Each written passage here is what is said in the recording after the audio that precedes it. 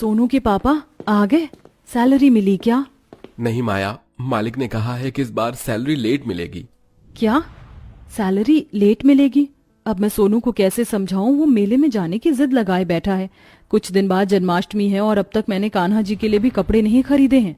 माया विकास से बात कर ही रही होती कि तभी वहां सोनू भागते हुए आता है और हाँफते हुए अपनी माँ से कहता है, माँ, मेरे सारे दोस्त जन्माष्टमी पर कान्हा जी बनेंगे।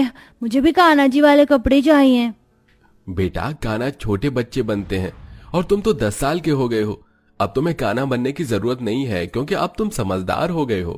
पर पिंटू भैया तो 12 साल के हैं और वो आज भी कान्हा जी बनते हैं। मुझे भी कान्हा जी बनना है। इतना बोलकर सोनू बैठकर रोने लगता है और अपने घर वालों से जिद करने लगता है। सोनू की जिद देखकर माया उसका दिल रखने के लिए उससे कहती है, अच्छा ठीक है, इस जन्माष्टमी तुम भी कान्हा जी बन जाना। अब ठीक है? माया, क्यों उसका दिल रखने के लिए झूठे वादे कर रही हो? जानती हो ना अपने घर की आर्थिक स्थिति कैसी है। अगर झूठ बोलने से मेरे बच्चे को खुशी मिलती है तो मैं बार बार झूठ बोलूंगी। माया विकास से बात कर ही रही होती है कि तभी वहां उसकी 4 देवरानी आ जाती हैं जो कि काफी अमीर थीं। अरे जेठानी जी, मैं ये कुछ कपड़े लेकर आई थी, अगर आपको जरूरत हो तो आप रख लीजिए। हाँ, मेरी भी कुछ साड़ियां रखी हैं, इन्हें अब मैं नहीं पहनने वाली, ये आपके काम आ जाएंगी। वैसे भी बहुत जल्द जन्माष्टमी आ रही है, हम चारों जन्माष्टमी के लिए शॉपिंग करने जा रहे हैं। अगर आप चलना चाहती हो तो चल सकती हो हमारे साथ। हमें तुम्हारे कपड़ों की जरूरत नहीं है, तुम चारों जा सकती हो यहाँ से। माफ करना जेठ जी, आप में इतना घमंड है इसीलिए आप इस झोपड़ी में रह रहे हैं, वरना मैं तो अंकित जी से बात कर रही थी। वो कह रहे थे कि वो आपको अपनी कंपनी में चपरासी की जॉब दिलवा देंगे। और वैसे भी मैं यहाँ आपसे मिलने नहीं, आप दोनों को ये बताने आई थी कि आपका बेटा 10 साल का हो गया पर एक बार भी जन्माष्टमी के महोत्सव में दही हांडी फोड़ने के लिए नहीं जा पाया। और मेरी जिया तो अभी सिर्फ 5 साल की है और वो इस बार की दही हांडी फोड़ने जाएगी। हाँ, जाना मेरी बेटी को दही हांडी फोड़ते हुए देखने के लिए। नेहा, मुझे गलत मत समझना, पर जिया दही हांडी फोड़ने के लिए भी बहुत छोटी है। उनके पास दही हांडी के लिए लड़कियों की कमी रही होगी, इसलिए उन्होंने जिया को बुलाया होगा।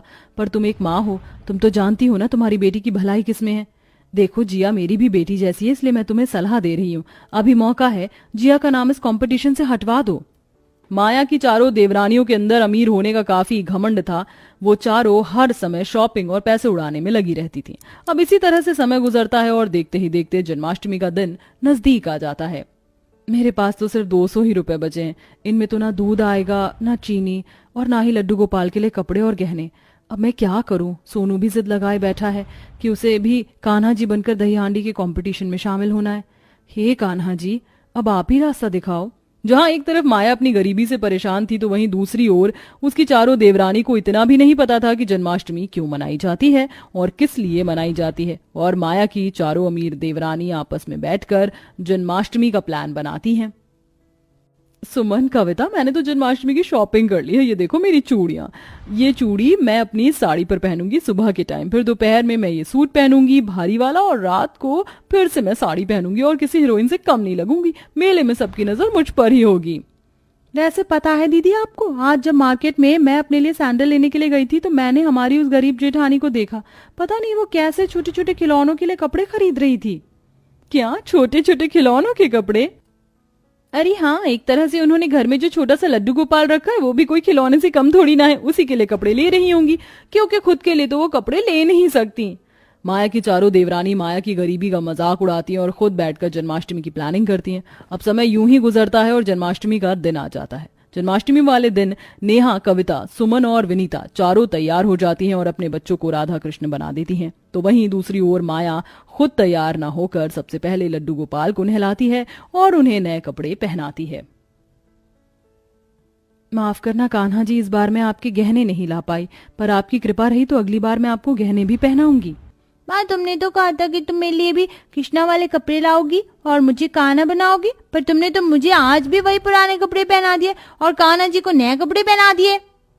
सोनू बेटा, तुम्हारे बर्थडे पर मैंने तुम्हें नए कपड़े दिए थे ना, उसी तरह से आज लड्डू गोपाल का भी जन्मदिन है, इसलिए मैंने उन्हें नए कपड़े पहनाए। और रही बात कान्हा बनने की बात, तो अगली साल मैं तुम्हें जरूर कान्हा बनाऊंगी और दही हांडी के उत्सव में भी लेकर जाऊंगी, पर इस बार अपनी माँ को माफ कर दो। सोनू अपनी माँ की बातों को सुनकर बहुत दुखी होता है और दुखी होकर दही हांडी देखने के लिए चला जाता है, जहां माया की चारों अमीर देवरानी तैयार होकर अपने बच्चों के साथ दही हांडी के उत्सव में जाती हैं, जहां मोहल्ले के बच्चों के साथ मिलकर जिया भी दही हांडी फोड़ने के लिए ऊपर चढ़ती है, पर क्योंकि वो बहुत छोटी थी इसलिए वह दही हांडी फोड़ नहीं पाती और दही हांडी लेकर नीचे गिर जाती है, जिस वजह से उसे काफी चोट आती है। हे भगवान, मेरी बेटी को क्या हो गया? कितने अच्छे से दही हांडी फोड़ने के लिए ऊपर चढ़ रही थी, फिर ये दही हांडी लेकर नीचे कैसे गिर गई? मेरी बच्ची को कितनी चोट लग गई है, सर से भी कितना खून आ रहा है। दीदी इसे जल्दी से हॉस्पिटल लेकर चलते हैं। पता नहीं किसकी नजर लग गई। हो ना हो, उस माया ने अपनी मायावी शक्तियों से आपकी बेटी पर ही हमला करवाया है ताकि हमारी जन्माष्टमी अच्छे से ना मन सके। मुझे तो वैसे भी जेठानी जी कभी कभी डायन लगती हैं। उस गरीब की बुरी नजर लगी है मेरी बेटी को, तभी तो आज के दिन मेरी बेटी जब राधा बनी थी तो उसके सिर पर इतनी चोट लग गई। जिया के साथ जो हादसा होता उसका इल्जाम नेहा, कविता, विनीता और सुमन माया पर लगा देती हैं, पर जब माया को इस बारे में पता चलता है तो वह नंगे पैर भूखी प्यासी अपने बेटे के साथ नेहा को देखने के लिए अस्पताल में आती है। नेहा, जिया ठीक तो है? मुझे सोनू ने बताया कि उसे बहुत चोट लग गई है।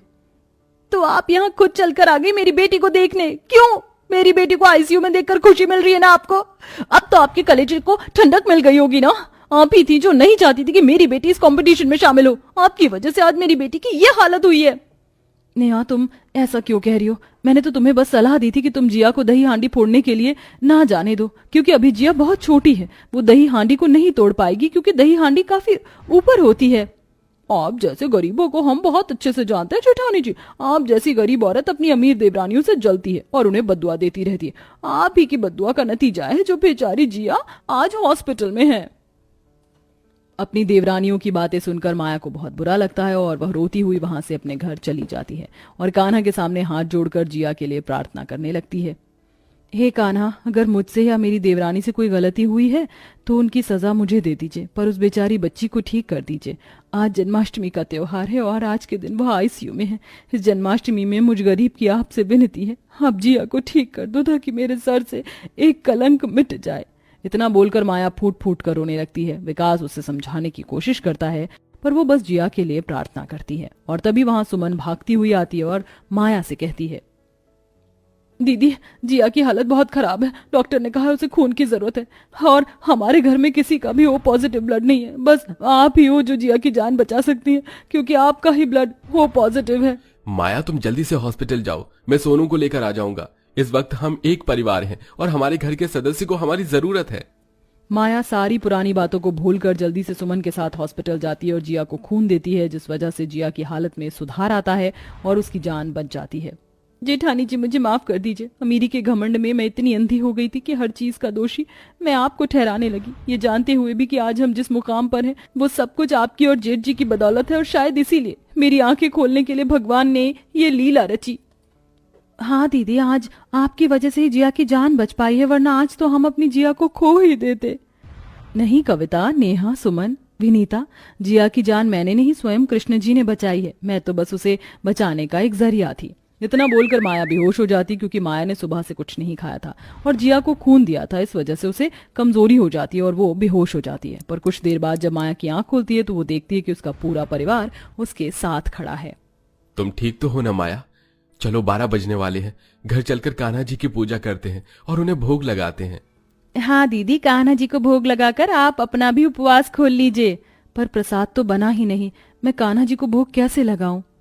दीदी, हमें जन्माष्टमी के बारे में कुछ नहीं पता, पर अस्पताल में जब आप बेहोश हो गई थी तो जेठ जी ने तब हमें जन्माष्टमी के बारे में बताया और इसीलिए मैंने ये खीर बना दी। अब चलकर हम सब एक साथ मिलकर कान्हा जी को भोग लगाते हैं। आज पहली बार माया अपने पूरे परिवार के साथ मिलकर कान्हा जी को भोग लगाती है और अपना उपवास खोलती है और इस तरह गरीब जेठानी अपनी 4 अमीर देवरानियों के साथ पहली बार एक साथ मिलकर जन्माष्टमी मनाती है।